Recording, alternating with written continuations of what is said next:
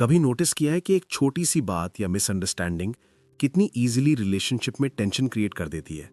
और अक्सर रीजन होता है ईगो। तुम्हारा ईगो तुम्हारी रिलेशनशिप्स में इनविजिबल बैरियर बन जाता है जो प्यार, ट्रस्ट और अंडरस्टैंडिंग को तोड़ सकता है। सवाल यह है कि कैसे। चलो समझते हैं। सबसे पहला रीजन है प्राइड और सेल्फ इंपॉर्टेंस। बहुत लोग अपनी फीलिंग्स और ओपिनियंस को हमेशा पहले रखते हैं।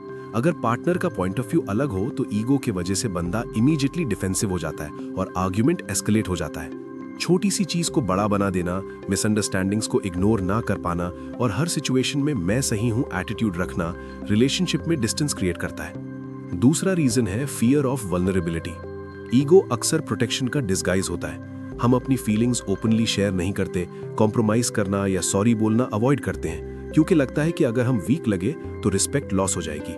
लेकिन रियलिटी में ईगो का ये शील्ड रिलेशनशिप को डैमेज करता है और इमोशनल कनेक्शन को वीक बनाता है। तीसरा फैक्टर है कंट्रोल का डिजायर। कई लोग सीक्रेटली चाहते हैं कि हर डिसीजन उनके हिसाब से हो, पार्टनर उनकी बात अग्री करे और रिलेशनशिप उनके रूल के अंडर चले। जब ये एक्सपेक्टेशन मीट नहीं होती तो ईगो रिएक्ट करता है, साइलेंट ट्रीटमेंट, आर्ग्यूमेंट या अननेसेसरी फाइट्स। रिजल्ट, रिलेशनशिप में टेंशन, रिजेंटमेंट और इमोशनल डिस्टेंस। चौथा रीजन है पास्ट इनसिक्योरिटीज और कंपैरिजन। अगर पहले किसी ने हर्ट किया या पार्टनर की एक्शंस पे डाउट है तो ईगो डिफेंसिव मोड में चला जाता है। बंदा अपनी इनसिक्योरिटीज को ईगो के थ्रू कवर करता है और पार्टनर को समझने की जगह अपना पॉइंट प्रूव करना शुरू कर देता है। ये साइकिल रिपीट होने लगती है और प्यार की नेचुरल फ्लो ब्लॉक हो जाती है। पांचवा फैक्टर है लैक ऑफ सेल्फ अवेयरनेस और कम्युनिकेशन स्किल्स। अगर बंदा अपनी ईगो ट्रिगर्स को समझता ही नहीं तो हर बार सेम रिएक्शंस रिपीट होंगे।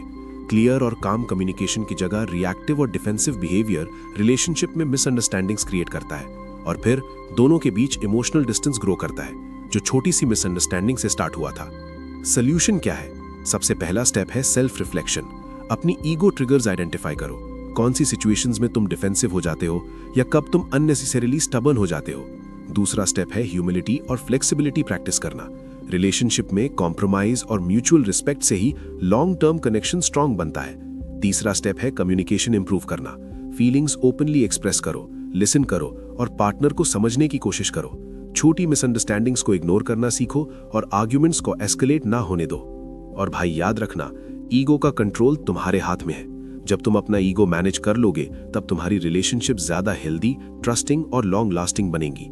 ईगो अगर ज्यादा ग्रो करेगा तो रिलेशनशिप नेचुरली ब्रेक हो जाएगा।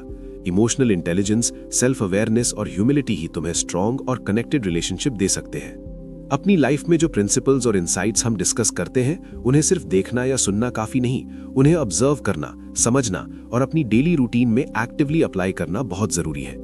हर सिचुएशन, रिलेशनशिप और डिसीजन में अपनी एनर्जी, फोकस और सेल्फ रिस्पेक्ट को वाइजली इन्वेस्ट करो। अपनी बाउंड्रीज और प्रायोरिटीज को क्लियरली डिफाइन करो और अपनी इमोशनल स्ट्रेंथ को प्रोटेक्ट करो। ग्रोथ और माइंडसेट एक दिन में नहीं आता, इसलिए पेशेंस और कंसिस्टेंसी के साथ अपनी हैबिट्स और डिसीजंस पे काम करते रहो। हर ऑब्जर्वेशन, रिफ्लेक्शन और स्मॉल एक्शन तुम्हारी लॉन्ग टर्म सक्सेस और पर्सनैलिटी डेवलपमेंट में कंट्रीब्यूट करता है। जब तुम अपनी अटेंशन और एनर्जी को उन चीजों में इन्वेस्ट करते हो जो जेन्युइनली इंपॉर्टेंट है, तब तुम क्लैरिटी, फोकस और इनर पीस अचीव करते हो और naturally mentally strong, emotionally balanced और हाई वैल्यू बन जाते हो। स्टार्ट टुडे, ऑब्जर्व करो, रिफ्लेक्ट करो और अपनी ग्रोथ और माइंडसेट को नेक्स्ट लेवल तक लेके जाओ, क्योंकि जो बंदा अपनी एनर्जी और फोकस को वाइजली मैनेज करता है वो अपनी लाइफ में कॉन्फिडेंट, रिस्पेक्टेड और इमोशनली स्ट्रांग बन जाता है।